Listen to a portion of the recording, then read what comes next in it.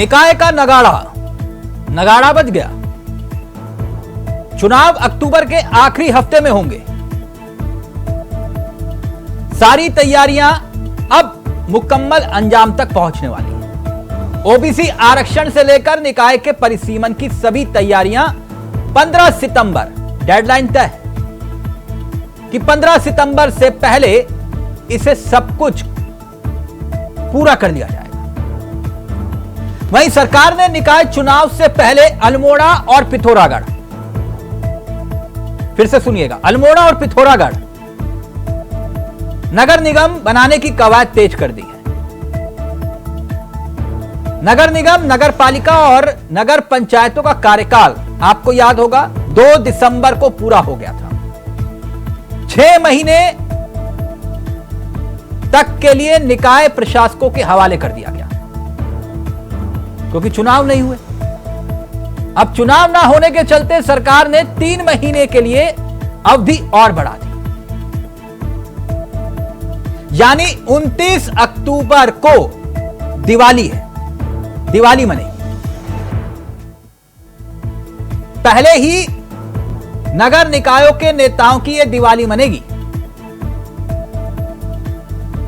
सरकार ने तय कर लिया है कि दिवाली से पहले ही सभी निकायों में नए बोर्ड का गठन कर दिया जाए। ऐसे में 2 नगर निगम बनाने की कवायद के बाद राज्य में देहरादून हो, ऋषिकेश हो, हरिद्वार हो, रुड़की हो, कोटद्वार हो, श्रीनगर हो, हल्द्वानी हो, काशीपुर हो, रुद्रपुर हो और अब पिथौरागढ़ और अल्मोड़ा निगम हो जाए। यानी यह लड़ाई बेहद दिलचस्प होगी, वो भी तब जब एक तरफ बद्रीनाथ और मंगलौर में उपचुनाव की हार बीजेपी के सामने है और दूसरी तरफ कांग्रेस का जोश आई है इन उपचुनाव में जीत के बाद। तो निकाय में आखिरकार किसमें कितना दम, आज टटोलेंगे हम। हमारे साथ जुड़ेंगे मेहमान, लेकिन पहले आपको दिखाते हैं ये रिपोर्ट। सरकार ने निकाय चुनाव से पहले अल्मोड़ा और पिथौरागढ़ को नगर निगम बनाने की कवायद भी शुरू कर दी है। प्रदेश में नगर निगम, नगर पालिका और नगर पंचायतों का कार्यकाल पिछले साल पूरा हो गया था, यानी 6 महीने 2 जून तक के लिए निकायों को प्रशासकों के हवाले भी कर दिया गया था। लेकिन 6 महीने बाद भी निकाय चुनाव की तैयारी पूरी नहीं हो पाई थी। इसीलिए सरकार ने निकायों में प्रशासकों का कार्यकाल 3 महीने के लिए और बढ़ा दिया था। इसी बीच हाईकोर्ट के आदेश आए और सरकार ने अंतिम टाइमलाइन तय कर ली। राज्य में अक्टूबर के अंतिम हफ्ते में निकाय चुनाव होने की संभावना जग गई है। इससे पहले 15 सितंबर तक ओबीसी आरक्षण लागू करने के लिए नियमावली पर काम पूरा हो जाएगा। निकायों का परिसीमन, वोटर लिस्ट का काम भी तब तक पूरा करने की समय सीमा रखी गई है। शासन स्तर पर निकाय चुनाव निर्धारित समय पर हो सके, उसके लिए तैयारियां तेज हो चुकी हैं। शहरी विकास विभाग के पास चुनौती ये है कि देहरादून नगर निगम के 54 वार्डों का पुनः परिसीमन अगले 15 दिन के भीतर पूरा करके देना है। अल्मोड़ा और नगर पालिका पिथौरागढ़ को भी नगर निगम बनाना है, जिसके लिए शासन स्तर से जिला अधिकारी को पत्र भेज दिया गया है। अब अगर ये दोनों पालिका निगम बनती है तो फिर प्रदेश में 11 नगर निगम हो जाएंगे, जिसके साथ नगर पालिकाओं की संख्या 41 और नगर पंचायत की संख्या 50 रह जाएगी।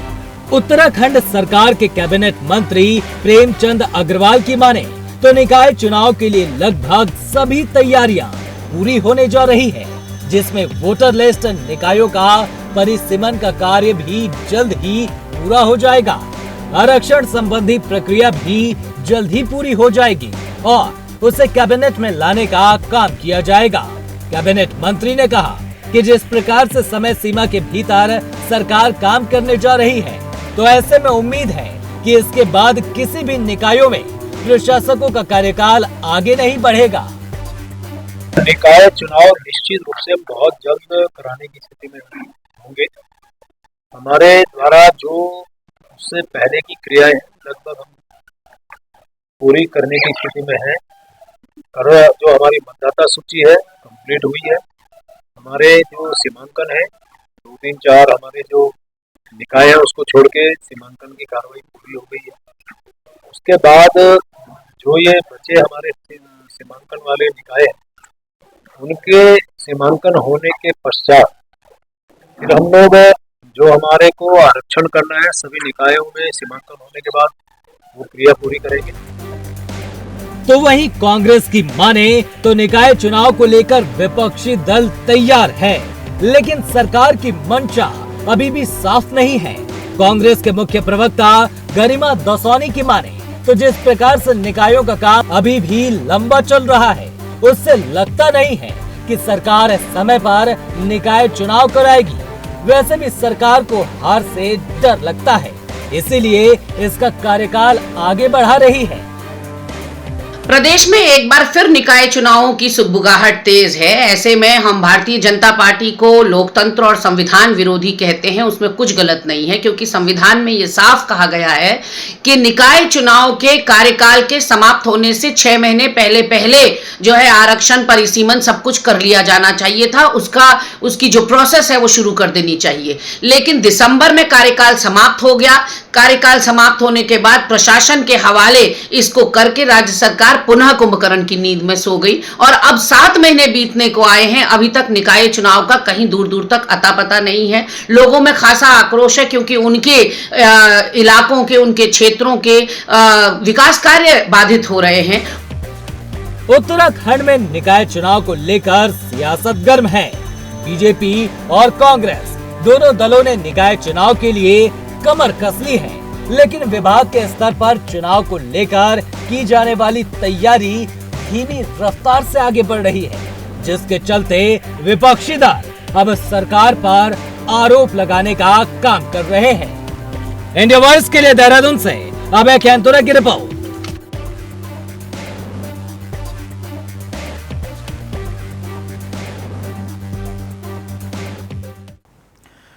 तो निकाय का नगाड़ा, सीधा रुख करेंगे अपने मेहमानों की तरफ। आपको बता दें आज हमारे साथ जो मेहमान इस कार्यक्रम का हिस्सा बन रहे हैं वो सभी आपकी स्क्रीन पर है। रविंद्र वाल्मीकि जी हमारे साथ हैं, बीजेपी के अनुभवी चेहरे हैं। राजेश चमोली कांग्रेस के युवा चेहरे हैं। नरेंद्र सेठी जी हमारे साथ वरिष्ठ पत्रकार हैं। आप सभी का बहुत बहुत स्वागत है। सबसे पहले मैं सेठी साहब आपके पास आना चाहूंगा, फिर राजनीतिक दलों के पास रुख करेंगे। तो निकाय का नगाड़ा बज गया, ये फाइनली माने या फिर अभी भी मामला डगमगा सकता है? हालात और जो स्थितियां हैं उसके मुताबिक चुनाव जो तय तारीख है उस पर हो जाएगा, और अब इसको बढ़ाने का इसलिए नहीं क्योंकि न्यायपालिका का भी दबाव है और सरकार खुद भी कोई इस तरीके का निर्णय नहीं लेना चाहती। हाँ। इससे इस तरीके का संदेश जाएगा, अगर चुनाव से परहेज करेंगे तो सीधा सीधा इसका रिफ्लेक्शन बद्रीनाथ, केदारनाथ और मंगलौर पर जाएगा। ठीक, तो आप ये समझाइए कि ये निकाय चुनाव का असर उत्तराखंड की सियासत पर क्या पड़ेगा? देखिए, लोकल बॉडी जो सरकार होती है, स्थानीय निकाय जो लोकल बॉडी गवर्नमेंट होती हैं, वहीं से ही सारे नेताओं का जो रास्ता है, जो पगडंडी है, वहीं से होकर गुजरती है सत्ता के गलियारों तक। चाहे आप विनोद चमोली को लीजिए या आप राजेंद्र भंडारी को लीजिए या कहीं पे भी और दूसरे लोगों को देखिए, तो उन लोगों ने अपना जो मार्ग तय किया है वो वहीं से होकर गुजरा है, लोकल बॉडीज से ही। तो एक बहुत अहम रोल होता है लोकल बॉडीज का। और यहाँ तक कि जो विधानसभा चुनाव होते हैं या संसद के चुनाव होते हैं, उनमें भी लोकल बॉडीज का बहुत प्रभाव रहता है। नेताओं की नर्सरी से कह सकते हैं ना, नेताओं की नर्सरी कह सकते हैं। बिल्कुल, माली ठीक होने चाहिए। नर्सरी तो सब जगह रहती है, माली जो अगर ठीक होगा, पानी और खाद देने वाला, तभी वहां के नेता भी उपजेंगे। चमोली जी क्या है तैयारी? आखिरकार आपकी मुराद पूरी होने जा रही है, निकाय के चुनाव होने जा रहे हैं, तैयारी है कि नहीं? बिल्कुल तैयारी है तिलक भाई। आप देखिए, चुनाव तो स्वाभाविक रूप से पिछले साल दिसंबर तक हो जानी चाहिए। जिस प्रकार जो कार्यकाल था पिछले साल दिसंबर तक था, लेकिन सरकार ने चाहे लोकसभा के चुनाव के डर के कारण, चाहे अन्य चुनाव के डर के कारण, उसको पीछे 6 महीने किया और 6 महीने के बाद फिर दोबारा प्रशासन उठा के आगे उसका कार्यकाल बढ़ा दिया। ये तो न्यायपालिका का आभार है कि जिन्होंने कहा कि राज्य में समय बस चुनाव लगभग अक्टूबर तक पूरे होने चाहिए और तब जाके सरकार जागी है। जिस प्रकार हमारे आप भी समझ रहे हैं कि सरकार डरी हुई है। डरी इसलिए कि जो 2 रिसेंटली चुनाव हुए वो जनता के चुनाव थे, जनता के द्वारा चुनाव के चुनाव थे, जिसमें बद्रीनाथ हो चाहे मंगलूर हो, जनता ने बीजेपी को पूर्ण रूप से नकारा है। तो वो डर, और दूसरा जिस प्रकार भारतीय जनता पार्टी के नेताओं का इस चुनाव के बाद दिल्ली दौरा लगातार अकेले अकेले प्रधानमंत्री से और अमित शाह जी से मिलना, ये बताता है कि निश्चित रूप से आप मतलब जो बीजेपी की जो सरकार के लोग हैं, जो सरकार में माननीय मुख्यमंत्री जी हैं, तमाम लोग उनकी कार्यशैली के साथ साथ राज्य के जो विकास कार्य रुके हैं उसको देख के चिंतित है, और निश्चित रूप से उसका असर आने वाले समय में केदारनाथ जो में चुनाव हो रहा है उस पर ही पड़ेगा। ये तमाम चीजों को देखते यानी आप कुल मिलाकर ये कह रहे हैं कि ये डरे हुए थे इसलिए चुनाव टाले, लेकिन अब जो है हम जो है दमखम से चुनावी रण में उतरेंगे, है ना?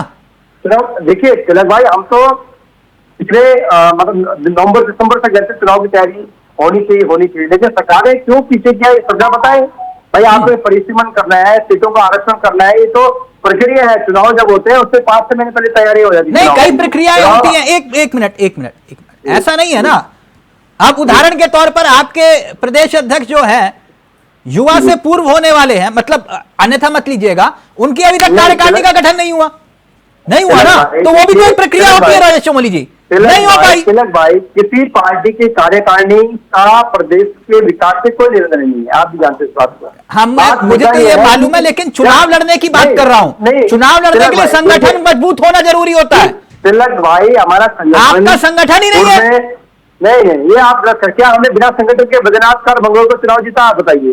संगठन के आधार पर अभी तो आप कह रहे जनता चुनाव लड़ी थी, तो मैंने आपको बताया ना। अगर उन्होंने अपना, अगर आपकी तरह लोकल कैंडिडेट उतार दिया होता तो वो तो पैराशूट कैंडिडेट उतारा उन्होंने, तभी तो आप जीते ना। गलतियां तिलक भाई, गलतियां तो बीजेपी ने की है ना। हाँ, तो ये बोलिए ना कि उनकी गलतियों की वजह से हम जीते, ये मत बोलो कि क्रेडिट हमें दो। नहीं तिलक भाई, मतलब आप क्यों आगे चाहते हैं कांग्रेस किसी चीज का क्रेडिट ले? क्यों ना ले भाई? नहीं, राजेंद्र भंडारी भी आप ही के थे ना तिलक भाई, राजेंद्र भंडारी भी आप ही के थे ना चमोली भाई। एक मिनट रुकिए ना, 4 साल से तैयारी कर रहा हूँ, पार्टी के प्रवक्ता के रूप में डिबेट में बैठ रहा हूँ। ये थोड़ी कि संगठन नहीं है हमारा, संगठन पूर्ण रूप से तैयार। चमोली जी, मुझे माफ करिएगा, आप ये मत बोलो कि मैं तैयारी कर रहा हूं। मैं जानता हूं आप निष्ठावान कार्यकर्ता हैं, लेकिन कांग्रेस में निष्ठावान कार्यकर्ताओं की कद्र हो वो बात अलग है। वो आप कभी भाई लखपत सिंह पटोला एक अपवाद है।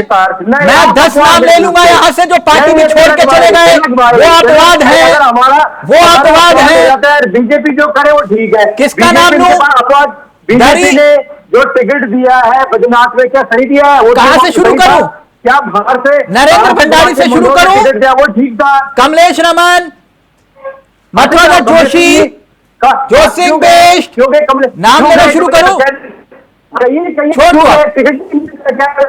छोड़ दो। एक मिनट, रविंद्र वाल्मीकि जी, आप लोग डरे हो, आप लोग बद्रीनाथ और मंगलौर की हार की वजह से निकाय चुनाव नहीं करवा रहे थे। वो बात अलग है कि तारीख जो है उसके बाद ही मामला हुआ, लेकिन वो ये कह रहे हैं कुल मिलाकर कि बद्रीनाथ और मंगलौर की हार के बाद अब बीजेपी डरी और सहमी है, ये निगम भी हम ही जीतेंगे। देखिए तिलक भाई, जनता का जो भी मत रहा, जो भी जनता का जिसके प्रति विश्वास रखा, जनता का सम्मान, उन्होंने हमें सीखने के बहुत सारे मौके दिए कि हमने क्या गलत किया, क्या सही किया, इसका आकलन करने का हमें मौका दिया। इसमें कतई बिल्कुल कोई इसमें लाग लपेट नहीं है। अगर हम कहीं से कम मार्जिन से तय गए तो हम उसकी तैयारी आगे और बढ़ चढ़ कर करेंगे, तो जो कमी रहती है उसे देखेंगे।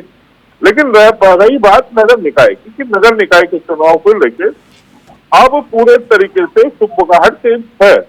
नगर निकाय चुनाव अपने समय अनुसार आप समझ लीजिए कि होंगे, लेकिन मैं कांग्रेस के अपने मित्र से कहना चाहता हूं कि अभी आप इसको लेके बिल्कुल भी कतई रूप से किसी प्रकार की कोई टीका टिप्पणी ना करें, अपनी तैयारी पे लगे।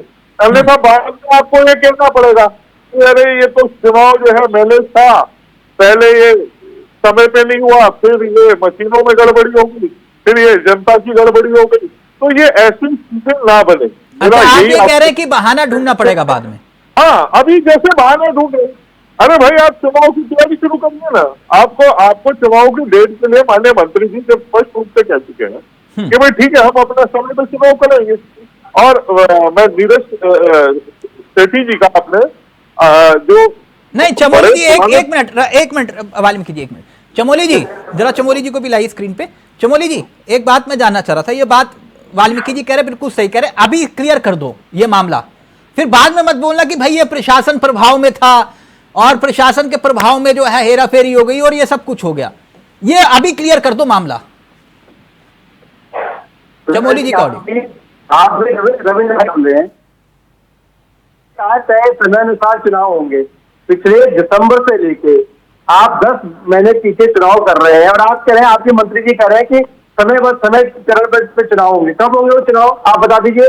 जो चुनाव पिछले साल दिसंबर नहीं, अब तो मुहूर्त निकल आया ना, अब मुहूर्त निकल आया। नहीं, जो बात रविंद्र जी कह रहे हैं पहले वो क्लियर करो, हमको बाद में मत बोलना कि भैया ये प्रशासन प्रभाव में था। चमोली जी ऑडियो नहीं आ रहा आपका, चमोली जी ऑडियो नहीं आ रहा आपका। म्यूट हुआ है चमोली जी का। चमोली जी म्यूट हो गया मामला। कहा कांग्रेस वॉर रूम में बैठे हो क्या? वहां नेटवर्क की समस्या है। नहीं, नेटवर्क तो है मेरा। हाँ, अब आ गया, अब आ गया वहां अक्सर रहती है नेटवर्क की समस्या। हाँ, बात मैं ये कह रहा हूँ, रविंद्र भाई कह रहे हैं समय पे चुनाव कराएंगे। 10 महीने पीछे चुनाव हुए और नवंबर दिसंबर में पंचायतों के चुनाव भी होने, राज्य में पंचायत चुनाव जो होने, उसके बारे में से बता दें। बात रविंद्र जी कह रहे हैं उसका उत्तर दीजिए ना। वो कह रहे हैं कि पहले क्लियर कर दो, ये बाद में मत बोलना कि भैया ये प्रशासन प्रभाव में था। तिलक भाई देखिए, आपने 8 महीने से प्रशासन बिठा रखा है आपने। देखिए, चुनाव के बीजेपी करती है उपयोग। ये आजकल ईडी के छापे सुने आपने इस चुनाव में कहीं भी? आप बता दीजिए, कहीं भी अब जो राज्यों में चुनाव हो रहे हैं या देश में कहीं चुनाव हुए हैं, उपचुनाव, क्या आपने ईडी के छापे सुने? तिलक भाई आप बता दीजिए। जब चुनाव प्रक्रिया शुरू होगी तब ईडी के छापे शुरू हो जाते हैं। रविंद्र जी, बीजेपी के तमाम अनैतिक तरीके कार्य जो बीजेपी करना चाहती है चुनाव रविंद्र जी को करती है, वो करती है। मैं इसलिए कह रहा हूँ तिलक भाई देखिए, इनके बहाने शुरू हो गए। आप ये बता रहा हूँ आपकी पोल खोलना रविंद्र भाई। आपने पिछले लोकसभा के चुनाव से ईडी हो, सीबीआई हो, तमाम जो एजेंसीज है उनका दुरुपयोग करके आपने जगह जगह हमारे नेताओं को, मुख्यमंत्री हो, गठबंधन के जो चाहे हमारे दुकान खोले मुख्यमंत्री हो, उनको उनको बाइज्जत बरी कर दिया गया। और अगर प्लानिंग जो करने चाहिए वो काम करते हैं। अभी 10 चुनाव हुए, 12 चुनाव, आपकी हालत क्या है? आप 2 चुनाव जीते, 2 चुनाव, 12-10 चुनाव हारे। लेकिन उत्तराखंड में आप बार हिंदुत्व की सरकार अपनी बात शुरू करी, भगवान राम की भूमिका आपको नकारा है, नारायण की भूमिका भी नकारा है। लेकिन मैं आपको बीच में नहीं बोला। 1 मिनट राजेश भाई सुन लो ना, 1 मिनट सुन लो। हाँ जी रविंद्र जी जल्दी से। देखिए, मैंने जब शुरुआत करी मैंने यही कहा कि हमें जो भी बद्रीनाथ और मंगलोर कहा है वो हमें मंजूर है। जनता सर्वोपरि है, जनता ने जो कहा वो हमें सिखा दिया। लेकिन कभी नहीं कहा होगा। ये आप बार-बार दिक्कत होती है कि ये अभी भी उसी लेवल पे रहते हैं। ये देश को जनता के आशीर्वाद से अपना गुलाम समझते हैं। एक मिनट रविंद्र जी, चमोली जी 1 मिनट, गुस्सा मत करो ना। कहां से प्रयास कर रहे हो चमोली भाई, कहां से कोशिश कर रहे हो? चले भाई किस बात की? नहीं, चुनाव लड़ने की कहां से प्रयास कर रहे हो? नहीं चले भाई, मैं पार्टी में प्रवक्ता हूँ, मैं संगठन में काम कर रहा हूँ, मैं चुनाव की फिलहाल कोई तैयारी नहीं कर रहा हूँ। अच्छा, निगम में कहीं पार्षद कुछ नहीं तेरे? चले भाई, मैं पार्टी का कार्य करता हूँ, अगर पार्टी बोलेगी लड़ना है तो लड़ूंगा। अच्छा, फिर थोड़ा फिर इतना एग्रेसिव मत, तो मैं इसलिए कह रहा था थोड़ा एग्रेसिव मत। मैं बीजेपी की सच्चाई बता रहा हूँ। नहीं, ये मैं इसलिए कह रहा हूँ कि ये प्रयोग लखपत जी भी करते थे कई बार, मैं इसलिए कह रहा था। एक मिनट रविंद्र जी, देखिए, एक होता है मॉरल जो मामला है ना, एक हारे हुए के कंधे गिरे होते हैं। ये समझ लो ये इसलिए जोश में हाई में है, इनको मालूम है केदार। अब वो जो बोगड़ा जी कह रहे थे ना कि भाई मंगलोर हार गए, बद्रीनाथ हार गए, अब जो है केदारनाथ मत हारना, इसलिए जोश हाई है इनका। और आप जा रहे हो उपचुनाव में हार के बाद निगम के चुनाव में, तो इसका असर पड़ेगा कि नहीं? नहीं, देखिए किसी भी तरीके का चुनाव का क्या असर पड़ता है, जनता के बीच में जनता का मन तय होता है। अगर हम मंगलोर या बद्रीनाथ सीट आ रहे हैं तो वो कहीं ना कहीं हमारी कमी थी, उसको लेके हमारे सीट में अपना आकलन किया है। अब निकाय का चुनाव जनता के साथ सीधे कनेक्टिंग का चुनाव। ठीक, सेठी जी हमने जनता ये बात के बीच में काम किया, हम तो जाएंगे। रविंद्र जी जो बात कह रहे हैं, सेठी जी बिल्कुल सही कह रहे हैं। लोकल बॉडी का चुनाव है और सीधा जो है जो जनता से कनेक्ट करता है भाई, बिजली पानी सड़क, यही तो मसला है। जी जी। तो वो कह रहे हैं कि भाई ये अब ये खास तौर पर मुद्दों के आधार पर चुनाव है, मतलब ऐसा नहीं है कि जो भी आए पैराशूट उतार दिया कहीं पर, इनका मन किया तो भैया उतार दिया मंगलौर में फरीदाबाद से लाकर, अब वो वाला तो मामला है नहीं। देखिए स्थानीय निकाय में तिलक जी लोकल कैंडिडेट ही होता है, पैराशूट तो आता ही नहीं है पहली बात। और जहां तक स्थानीय निकाय की बात है, हम जो सांसद का चुनाव होता है वो राष्ट्रीय परिप्रेक्ष्य में होता है, उसमें जो वोट पड़ते हैं वो प्रधानमंत्री या विपक्ष का जो चेहरा होता है उसके ऊपर पड़ते हैं। और बिल्कुल विधानसभा में जो चुनाव होता है उसमें मुख्यमंत्री के चेहरे पर या विपक्षी दल का जो नेता प्रतिपक्ष है उसके, और ये बिल्कुल भिन्न चुनाव होते हैं स्थानीय निकाय के। इसमें ये देखा जाता है कि वाकई ही जो जनप्रतिनिधि वो चुनने जा रहे हैं उसको वार्ड के साथ दर्द है या नहीं है।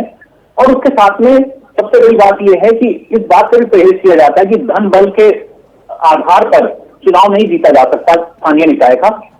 कोई ठेकेदार या कोई दलाल या कोई ऐसा सटोरिया सोचे कि मैं पार्षद बन जाऊं, तो ये संभव नहीं होता। वहां पे जनप्रतिनिधि को 24 घंटे 365 दिन वहां रहना पड़ता है और उसी के बल पर कि उसको वोट पड़ते हैं, तो इसमें कोई प्रभावित करने वाली स्थिति नहीं है।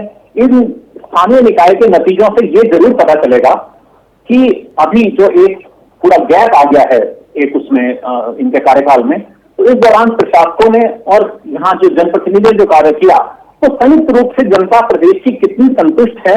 बिजली पानी सड़क तो एक आम बात है, लॉ एंड ऑर्डर एक बहुत बड़ी बात होती है। छोटी सी बात होती है कि अगर स्ट्रीट लाइट नहीं जल रही तो लॉ एंड ऑर्डर की प्रॉब्लम होती है और उसी के ऊपर पार्षद की नेतागिरी चमक जाती है।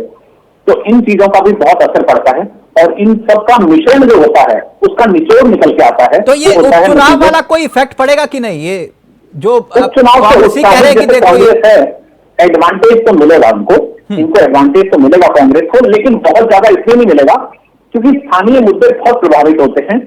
और जो उपचुनाव होता है उसमें तो 1 लाख की वोटिंग होगी, इनमें तो मुश्किल से 2,500, 3,000, 5,000 की वोटिंग के ऊपर। लेकिन सबसे मुश्किल चुनाव प्रधानी का ही चुनाव है, निगम का, पंचायतों का।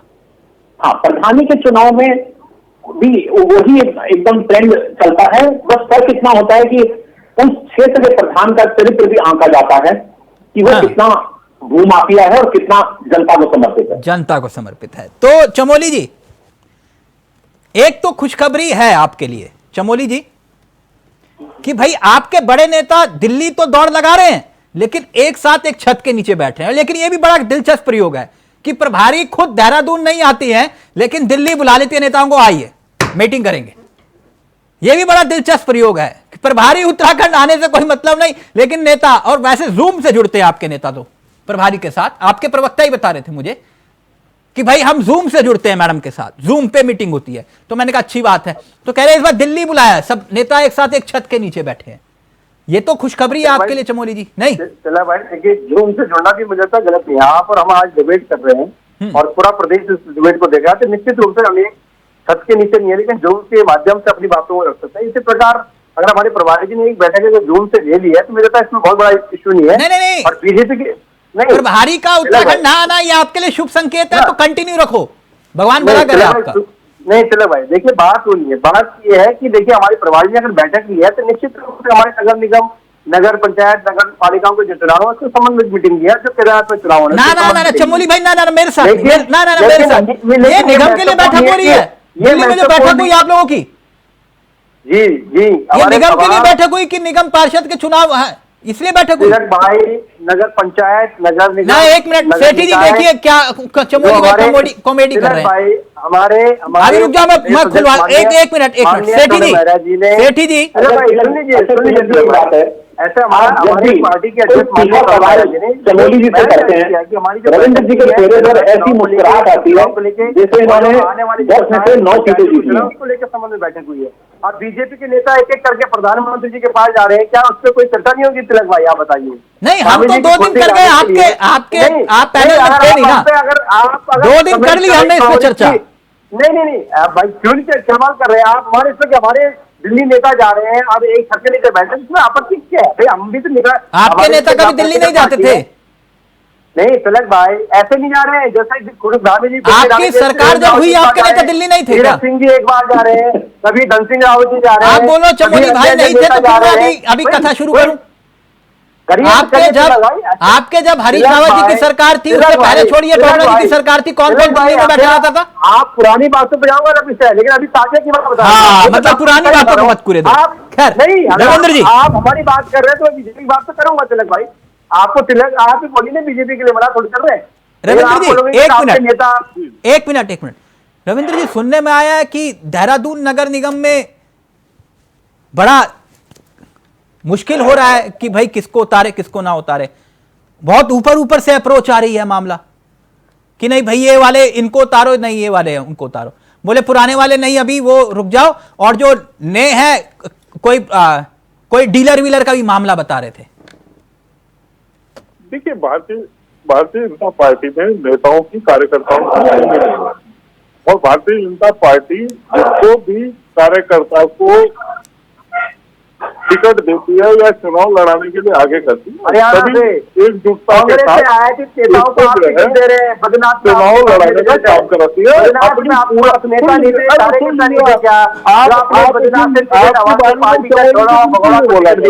जो टिकट दिया नकार के दिया। चमोली जी रुक जाओ एक मिनट प्लीज, आपको बोलने का मौका दिया। रविंद्र जी बता रहे हैं देहरादून में चल क्या रहा है। ये देहरादून नगर निगम वाला बता रहे कि एक बहुत बड़े जो है उनका वो चाहते हैं कि टिकट मिले, रियल एस्टेट से जुड़े हुए हैं। थोड़ा तहजीब से बोल देता हूँ। देखिए मुझे नहीं पता आप किसकी बात कर रहे हैं किसकी नहीं कर रहे हैं, लेकिन मैं तो इतना जानता हूँ कि कार्यक्रम खत्म होने के बाद फोन घुमाना मेरा, मैं बता दूंगा आपको। एक सामान्य कार्यकर्ता और जब नाम पक्का होगा तब भी बता दूंगा। सामान्य कार्यकर्ता भी टिकट मांग सकता है और किसी को भी जिसको भी टिकट मिलेगी या जिसका भी नाम आ जाएगा भारतीय जनता पार्टी उसी एकजुटता के साथ चुनाव लड़ाने का काम करेगी। अब आपके पिताजी भी अच्छे पद पे हुआ करते थे बीजेपी में और खंडूरी जी के बहुत खास थे। और नहीं देखिए काफी है ना इस विषय पे नहीं मुझे चर्चा पता। हाँ किसकी बात कर रहे हैं आप? जिसको भी मिलेगा हम तो ये कह रहे हैं सबको। आपकी मुस्कुराहट बता रही है मैं किन की बात कर रहा हूँ। नहीं देखिए मैं तिलक जी एक बात बताऊं, आपने बड़ी अच्छी बात कही कि प्रभारी इनकी यहाँ नहीं आ रही। प्रभारी इनसे ना आने के पीछे का कारण पता है क्या है? यादव जी के साथ जो काम हुए हैं यहाँ पे कांग्रेस द्वारा, वो सेठी जी का फाइनल कमेंट रहेगा। सेठी जी क्या वाकई में देहरादून नगर निगम में सबसे ज्यादा वो तो तब से होता था जब मनोरमा शर्मा डोबरियाल पहले जब मेयर बनी थी, तब से ही जो है उसके बाद से तो निगम क्योंकि एक ही था उस वक्त। ये बिल्कुल हॉट सीट मानी जाती है उत्तराखंड की। हाँ। और उत्तराखंड की राजनीति में इक्विवेलेंट तो एक कैबिनेट मंत्री मान लीजिए, राइट, उस तरीके का पद रहता है महापौर का। हाँ। इतना महापौर का रुतबा रुड़की के या हल्द्वानी का भी नहीं रहता जितना देहरादून का रहता है, इसलिए हर एक की निगाह यहाँ टिकी रहती है। उसको देखते हुए मुझे लगता है कि एक बड़ा धन बल का भी प्रयोग इसमें संभावना है, जिससे मुझे लगता है परहेज करना चाहिए दोनों राष्ट्रीय दलों को। और एक बिल्कुल नहीं ऐसा नहीं है कि इनके चमोली भाई के यहाँ भी बहुत मामला दून नगर निगम को लेकर। हाँ नहीं वो दोनों जगह है, लेकिन मैं यही कह रहा हूँ कि दोनों दलों को परहेज करना चाहिए, धन बल की राजनीति को दूर रखकर, और एक जो जनता को समर्पित नेता है उसको महापौर की सेठी जी, ये दून नगर निगम ना एक बड़ी दिलचस्प वो क्या कहते हैं चुंबक है। वो तो आप तो हमारे वरिष्ठ रहे, आप लोगों ने हमें बताया ये बड़ी दिलचस्प चुंबक है। ये किसी को छोड़ती नहीं है, कब कौन विनोद चमोली बन जाए और कब कौन जो है गामा बन जाए, है ना चमोली जी? रविंद्र जी गलत तो नहीं कहा ना? तो ये सियासत है, सीखी आप लोगों से ही हमने। थैंक यू सो मच, बहुत बहुत शुक्रिया सेठी जी आपका भी, राजेश जी आपका भी और रविंद्र जी आपका भी। तो निगारा बच गया है निकाय के चुनाव का, कौन बाजी मारेगा देखना दिलचस्प होगा। लेकिन यह तय है कि इस चुनाव के नतीजों के बाद उत्तराखंड की सियासत की सूरत बदलेगी। नमस्कार, जय हिंद, जय भारत, जय उत्तराखंड।